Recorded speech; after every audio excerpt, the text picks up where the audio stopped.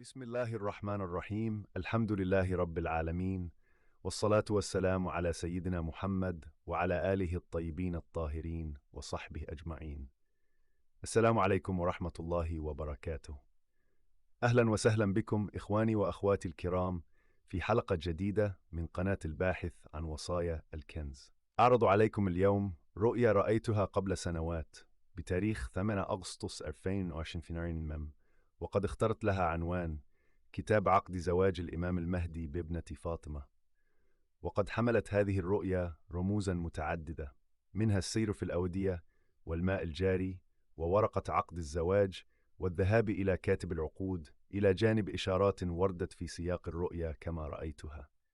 وأؤكد كما هو منهجي دائما أن الرؤى لا يبنى عليها حكم شرعي ولا يجزم بتأويلها، وإنما تذكر للاستئناس، ويبقى علم حقيقتها عند الله سبحانه وتعالى.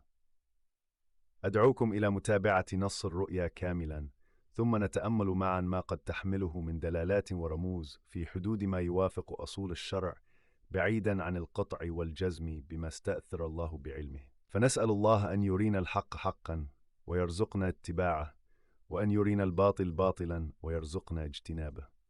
نبدأ على بركة الله. بسم الله الرحمن الرحيم. الحمد لله رب العالمين، والصلاة والسلام على سيدنا محمد وعلى آله الطيبين الطاهرين وصحبه أجمعين. السلام عليكم ورحمة الله وبركاته. الاثنين 8/8/2020، 10 محرم هو عنوان الرؤيا كتاب عقد الزواج. بسم الله الرحمن الرحيم. رأيت في منامي هذه الرؤيا، وأسأل الله تعالى أن يجعلها خيرا.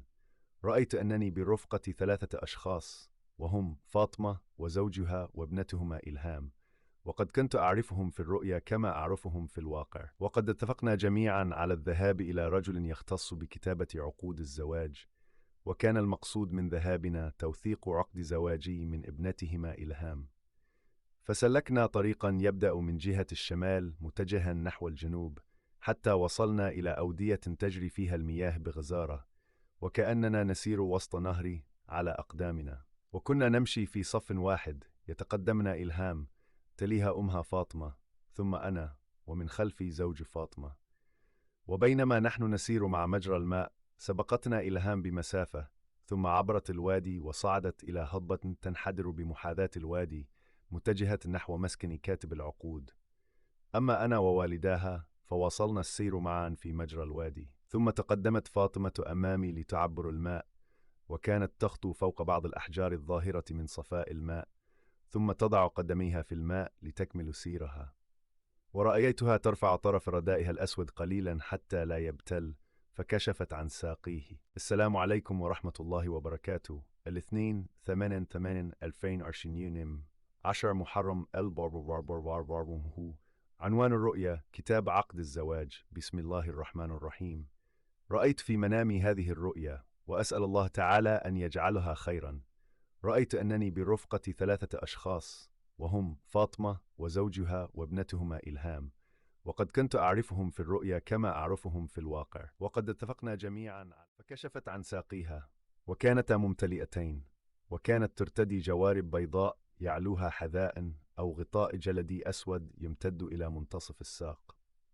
ثم التفت إلى الخلف، فرأيت زوجها قد تأخر عنا قليلا، وكان واقفا عند شجرة على الجانب الأيمن من الوادي قريبا من مجرى الماء.